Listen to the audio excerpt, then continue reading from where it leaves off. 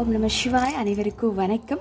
அழகான இந்த மார்கழி மாதத்தில் எல்லோரும் எழுந்திரிச்சு எவ்வளோ நல்லா கோயிலுக்கெல்லாம் போய் பகவானை அம்பிகையை தாய் தந்தையை அழகாக பிரார்த்தனை பண்ணலாம். நமக்கு வீட்டுக்கு பக்கத்துலேயே இருக்கும், அருகில் இருக்கிற கோயில்கள் எத்தனோ இருக்குது. ஆனால் இப்போத்து காலகட்டத்துக்கு யார் போகிறாங்க? ஒரு உதாரணத்துக்கு நான் எங்கள் வீட்டுக்கிட்ட கிட்டத்தட்ட ஒரு 100 வீடுகள் 100 குடும்பங்கள் இருக்கும். ஆனால் அம்பிகை ஆலயத்தில் நான் போய் பார்க்கும்போது அங்கே கிட்டத்தட்ட ஒரு 7-8 பேர், மிஞ்சி போனால் அந்த வெள்ளிக்கிழமை நாளில் ஒரு 10-15 பேர் இவ்வளோ தான் இருக்காங்க.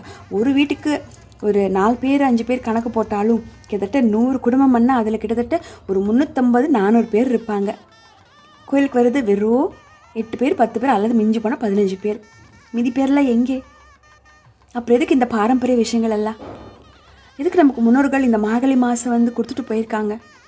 அழகான சொர்க்கவாசல் திறக்கக்கூடிய அந்த நேரம் 3 to கிட்டத்தட்ட 6 மணிக்கு உள்ளார இல்லைங்களா? சொர்க்கவாசல் திறக்கக்கூடிய அந்த நேரம், நம்முடைய முன்னோர்களெல்லாம் வரக்கூடிய அந்த மார்கழி மாத நேரங்கள், நம்முடைய குலசாமி வர நேரம், 30 தேவிகள் 3 தேவர்களும் நம்ம வீட்டுக்கிட்ட ஆசி வழங்கக்கூடிய ஒரு நேரம். இதை நம்ம மிஸ் பண்ணலாமா? அப்போ நாம் எந்திரிச்சு குளித்து வீட்டில் விளக்கெல்லாம் போட்டு போய் அம்பிகை போய் பார்த்துட்டு வரலாமா? வராமல் இருக்கலாமா? அம்பிகை போய் பார்க்காம இருக்கலாமா? இந்த காலகட்டத்தில் அந்த காலையில் எழுந்திரிச்சு கோலம் போடுறதுன்றது அவ்வளோ விசேஷம். அந்த ஒரு இயற்கையான சுவாசம் நமக்கு கிடைக்கும். இந்த இடத்துல தேவர்கள் நமக்காக அமிர்தத்துடன் இந்த சுவாசங்களும் நமக்கு கொடுத்துருக்காங்க. அது சுவாசிக்காமல் நம்ம தூங்கிட்டு இருந்தால் என்ன வரப்போகுது? எத்தனோ இடத்துல பிரளயங்கள் ஆகிட்டே இருக்குது. அங்கே மழை, இங்கே பூகம்பம், எதுதான் நடந்துகிட்ருக்கு.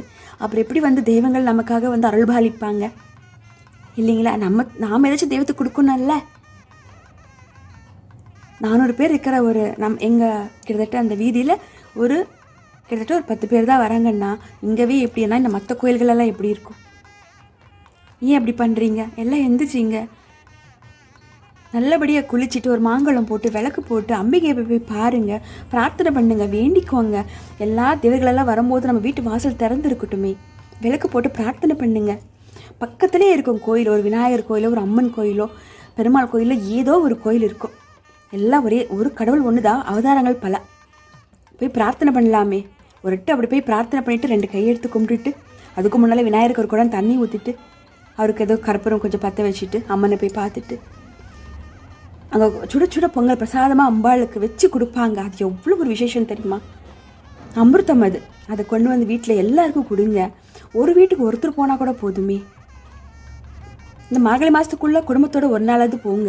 ஆனால் தினந்தோறும் ஒரு வீட்டிலேருந்து ஒருத்தராச்சும் போங்க. இதெல்லாம் நமக்காக பாரம்பரிய விஷயங்கள் நம்மளோட முன்னோர்கள் கொடுத்துட்டு போயிருக்காங்க. இதெல்லாம் பண்ணுங்க. உங்களுக்கெல்லாம் இது பாதுகாப்பாக இருக்கும். தெய்வங்கள் உங்கள் எல்லாருக்கும் பாதுகாப்பாக இருப்பாங்கன்னு சொல்லி நம்மளுடைய முன்னோர்கள் வாழ்ந்து அனுபவ ரீதியாக நமக்கு கொடுத்துட்டு போயிருக்காங்க. இந்த சத்தியத்தை நானே உணர்ந்திருக்கேன். நான் என்ன உணர்றேனோ அதுதான் உங்களுக்கு நான் கொடுத்துட்ருக்கேன். தயவு செஞ்சு இந்த மார்கழி மாதம் இன்னும் இருக்குது. எல்லோரும் எந்திரிச்சு வீட்டுக்கு ஒருத்தராவது கோயிலுக்கு போங்க.